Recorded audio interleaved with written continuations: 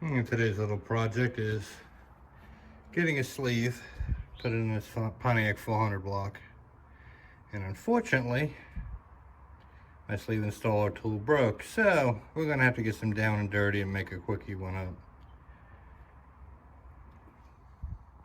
So we're gonna make a quick and dirty sleeve installer out of the center ring of an old harmonic balancer, some 1/2 inch oil thread, and a piece of angle plate. Gotta do what you gotta do, and you gotta get something done. And we got a nice little hole drilled in some good rusty metal angle iron here, and I'm gonna drop a nut and bolt through it. Well, actually a piece of threaded rod. Break up the old Miller welder. Just do a quick gnarly weld just to hold it all together.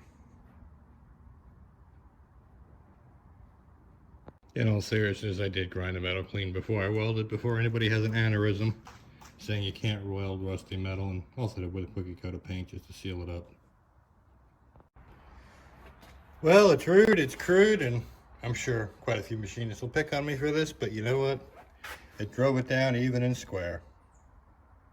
Pull it apart shortly and see how it looks. Well, one sleeve fully installed.